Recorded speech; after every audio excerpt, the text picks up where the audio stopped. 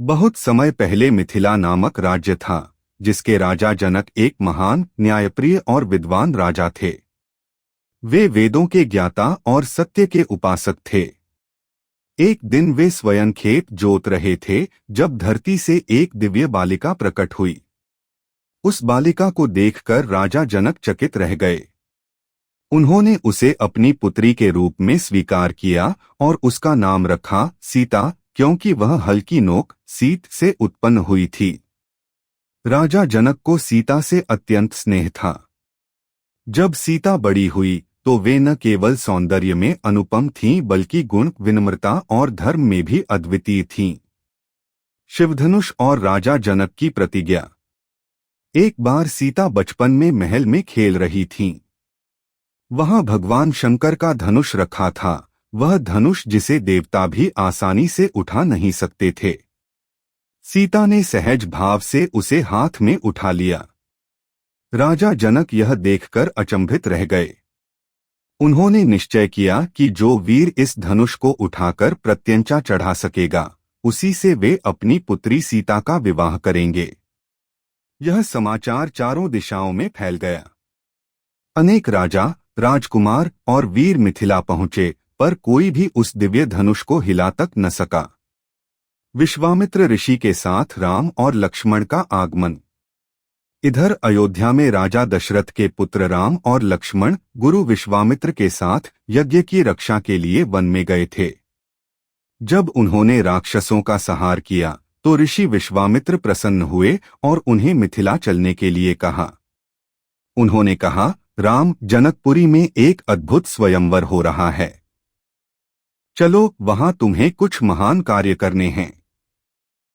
राम और लक्ष्मण अपने गुरु के साथ मिथिला पहुंचे। जब वे नगर में प्रविष्ट हुए, लोगों ने कहा, देखो, ये तो स्वयं देवतुल्य प्रतीत होते हैं। ऐसे तेजस्वी बालक हमने कभी नहीं देखे। राम और सीता का प्रथम मिलन। जनकपुरी में जब राम और लक्ष्मण अपने गुरु के साथ बगीचे में घूम रहे थे, तभी जनक की पुत्री सीता फूल तोड़ने आईं। जैसे ही सीता ने पहली बार राम को देखा, उनका मन भक्ति और प्रेम से भर गया। उन्होंने मन ही मन भगवान को प्रणाम किया और यही कामना की, हे प्रभु, यदि आप मेरे स्वामी बने तो यही मेरा सौभाग्य होगा। राम ने भी सीता की ओर देखा, पर उनका दृष्टि विनम्र थी। एक क्षण में ही दोनों के बीच आत्मिक संबंध बन गया। स्वयंवर का दिन। अगले दिन स्वयंवर का भव्य आयोजन हुआ। सभा में हजारों राजा और राजकुमार उपस्थित थे। मंच के मध्य में भगवान शंकर का विशाल धनुष रखा था।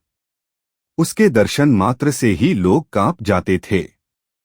राजा जनक ने घोषणा की, जो भी वीर इस धनुष को उठाकर प्रत्यंचा चढ़ा देगा, उसी के साथ मैं अपनी पुत्री सीता का विवाह करूंगा। एक एक कर अनेक वीरों ने प्रयास किया, लंका के राजा रावण ने भी, मगर कोई भी धनुष को हिला तक नहीं सका। सभा में सन्नाटा छा गया। राजा जनक ने निराश होकर कहा, हाय, लगता है अब पृथ्वी वीरों से रहित हो गई है। मैंने सीता को देने का वचन दिया था, पर कोई योग्य पुरुष नहीं मिला। राम द्वारा शिवधनुष भंजन।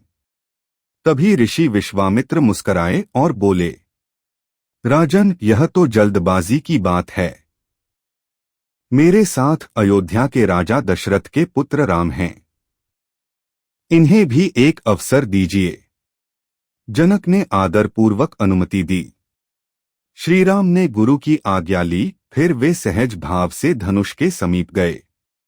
उन्होंने पहले उसे प्रणाम किया, फिर एक हल्की मुस्कान के साथ दोनों हाथों से उसे उठाया। सभी दर्शक स्तब्ध रह गए, धनुष जैसे स्वयं उनके हाथों से उठ गया। राम ने जब प्रत्यंचा चढ़ा,